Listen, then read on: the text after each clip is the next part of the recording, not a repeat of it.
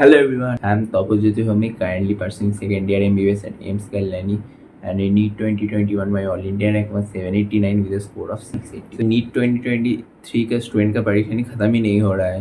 पहले तो नीट के लिए टेंशन होता था, अब नीट का रिजल्ट आने के बाद उसका काउंसलिंग रिलेटेड टेंशन चालू हो गए। तो एक नया अपडेट आया है एमएमसी की तरफ से कि काउंसलिंग का जो पैटर्न था वो चेंज हो सकता है।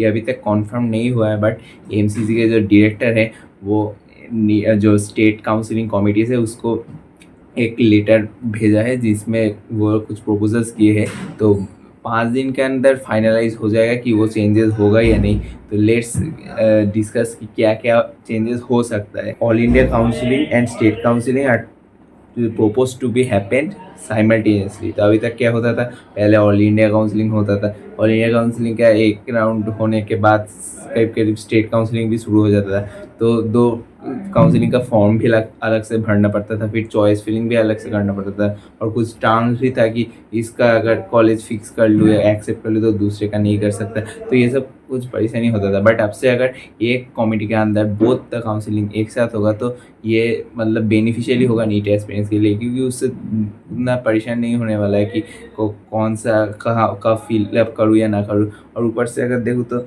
फीस भी अलग से भरना नहीं पड़ेगा, क्योंकि अब तक क्या होता था, स्टेट काउंसलिंग और ऑल इंडिया काउंसलिंग के लिए अलग से फीस भरना पड़ता था, बट अभी वो भी नहीं होगा। तो ये भी बेनिफिशियल हो गया। और चॉइस फिलिंग में भी देखो तो स्टेट कॉलेज और ऑल इंडिया कॉलेज एक साथ एक ही लिस्ट में मिल जाएगा, जिसमें जो कोटा रहेगा डोमिसाइल का 85% वो भी अप्लाई होगा स्टेट कॉलेजेस के लिए, और बाकी ऑल इंडिया कॉलेज के लिए तो ओपन कैटेगरी हो गई। तो ये देखा जाए तो एक तरफ से एक बहुत अच्छा प्रपोजल भी है। मतलब अगर ये एक्सेप्ट करेगा स्टेट बोर्ड्स तो नीट एक्सपीरियंस के लिए बेनिफिशियली होगा। डायनामिक काउंसलिंग मतलब क्या, virtual joining and virtual surrender. इसका मतलब क्या, अभी तक जैसे कि नीट एक्सपीरियंस के लिए हमेशा कोई भी फॉर्म देना हो, सबमिट करना हो, कुछ भी करना हो तो फिजिकली कॉलेज में जाना पड़ता था। वो फर्स्ट राउंड के बाद फिर कॉलेज में जाना पड़ता था। तो सेकेंड राउंड के बाद अगर कोई अपग्रेडेशन मिला तो फर्स्ट राउंड का कॉलेज में जाके डॉक्यूमेंट्स लेके वापस लेके फिर से नया कॉलेज में जाना पड़ता था। तो ये बहुत ही हेक्टिक प्रोसेस था, फिजिकली प्रेजेंट होना और एक के बाद एक डिफरेंट कॉलेज में जाना। बट अब से क्या होगा, जो डॉक्यूमेंट एक्सचेंज है ये टोटली वर्चुअली होगा, जैसे कि जेई ये सब में भी होता है कि फाइनली जाके एकदम डॉक्यूमेंट सबमिट करना पड़ता है, but initially virtually document submit possible हो सकता है। According to this third round के बाद जाके फाइनली फिजिकली प्रेजेंट होना पड़ेगा और फिजिकली डॉक्यूमेंट्स को वेरीफाई करना पड़ेगा। But before third round virtually also document can be accepted. तो it is also less hectic and it is also advantages for the students, क्योंकि ज़्यादा ट्रैवल भी नहीं करना पड़ेगा और ज़्यादा हेक्टिक भी नहीं रहेगा। तो एमसीसी ने online uploading of documents propose किया है, जिसमें वो लोग एक सॉफ्टवेयर बना देगा जो कि कॉलेज का कोई रिप्रेजेंटेटिव होगा जो हैंडल करेगा।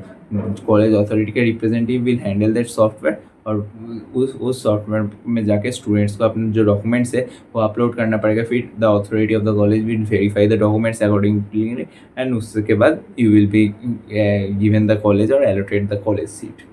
तो next proposal is common counselling for private colleges. तो अभी तक क्या होता था, ऑल इंडिया काउंसिलिंग में कुछ प्राइवेट कॉलेजेस पार्टिसिपेट करते थे और स्टेट काउंसिलिंग में भी कुछ कॉलेजेस पार्टिसिपेट करते थे।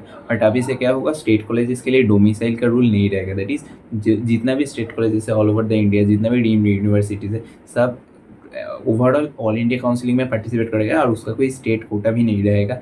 अभी तक क्या होता था, ये बहुत बेनिफिशियल भी होगा, क्योंकि अलग अलग स्टेट के लिए और इनफैक्ट जो ऑल इंडिया काउंसिलिंग के लिए स्टूडेंट जब फॉर्म भरते तो ऑल इंडिया काउंसिलिंग के लिए 2 लाख और स्टेट का भी 1-2 लाख। बट तो इससे जो अगर एक ऑल इंडिया काउंसिलिंग में सारा कॉलेजेस इंक्लूड हो जाएगा तो in that case expenditure of money will also be very less. तो ये बहुत बेनिफिशियल होगा स्टूडेंट के लिए, बहुत financially also, and time waste भी ज़्यादा नहीं होगा और कन्फ्यूजन भी ज़्यादा नहीं होगा। तो it is overall a very good process for the students also.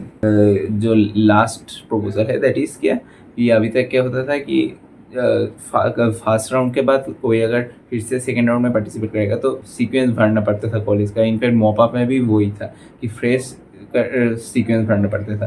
But अब से जो नया रूल है उस मतलब जो नया रूल प्रपोज हुआ है उसके अकॉर्डिंग चॉइस का जो ऑर्डर रहेगा वो सेम रहेगा। जो फर्स्ट काउंसलिंग के टाइम में फिलअप कर दिए थे वही सेकेंड और मॉपअप के टाइम कंटिन्यू रहेगा। कोई चेंज नहीं होगा, मतलब कोई फ्रेश चॉइस फिलिंग भी नहीं होगा और चेंज भी नहीं होगा। फर्स्ट टाइम में जो हो गया था वही फिक्स रहेगा, which will continue for the second and mop up round. तो ये रहा कुछ अपडेट। सो ऐसे और अपडेट्स के लिए stay tuned and do subscribe to my channel if you found this video helpful and more college related कैसे कम रैंक में भी ज़्यादा अच्छा कॉलेज मिलेगा, स्टेट का कॉलेज सिलेक्ट करो या फिर AMCF। तो thank you everyone, meet you in the next video and stay tuned.